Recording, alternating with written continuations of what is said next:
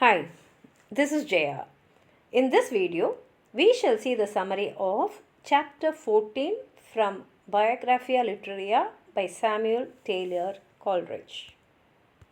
In this chapter, Coleridge speaks about the discussion he had with Wordsworth regarding two cardinal points of poetry. One point is nature and the other is imagination. Sometimes nature combines with imagination to throw light and shade from the sun or the moon, that is, to enhance what they are talking about. When they planned to write lyrical ballads, they had an idea to create two sets of poems. One set should give importance to supernatural imagination, whereas the other set must give importance to nature. And when they're talking about nature, they decided to write even about the stress of ordinary life in the villages.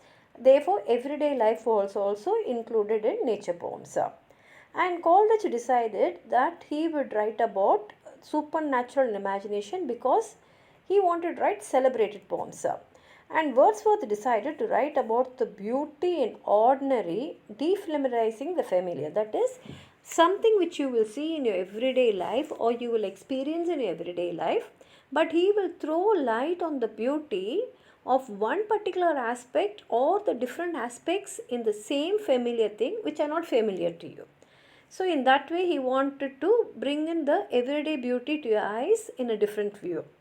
And therefore Coleridge wrote poems like The Ancient Mariner, The Dark Lady and Christabel, and Wordsworth wrote a lot about ordinary life and nature.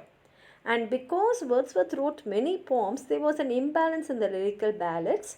And here Coleridge was writing only on based on imagination, and he wanted to write on supernatural.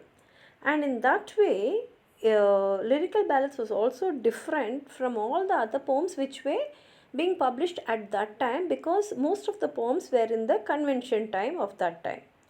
And therefore, in the second edition, Wordsworth wrote in the preface that poetry should not contain forms of speech which are not actually part of the language which is spoken in real life. And here only the controversy started, because Coleridge will not agree to this point. And therefore, he wanted to clarify and say that he differs in this point from Wordsworth. And to differ, he wanted to give a reason, and therefore he starts by saying what poetry actually is. How do you define a poem? And Coleridge says that poetry and prose are composed of the same elements, but there are certain elements which makes poetry different from prose. Generally, everyone will say that poetry can be defined by saying poetry has rhythm, poetry has rhyme scheme, poetry has meter. But he says it is not that. The main immediate object of poetry is giving pleasure to the reader and the listener. It is not that you are giving the truth. You should give them pleasure. And another thing is, when the reader or the listener, when they are reading the poem or listening to the poem, they must get delight from each and every line of the poem. And he says that reading the poem itself must give them pleasure. It is not that the end result only should give them the pleasure. They should not be, there was a twist in the end and all that. Reading each and every line itself should be a pleasure to the readers or the listeners. And therefore, he says the journey should be pleasurable. Just like how the destination is also very important, like where you're reaching is very important, but at the same time, the journey also must give you pleasure. And he says that even the highest kind of poetry can exist, can reach the readers, can make the readers happy, even if it is written without a meter. And then, when you're going to say what is poetry, naturally you should also define what a poet is. Poetic genius is a person who is able to sustain and modify images, thoughts, and emotions. A poet should be able to bring the whole soul of man into activity. Using his imagination, the poet brings unity by fusing and blending elements of the poem.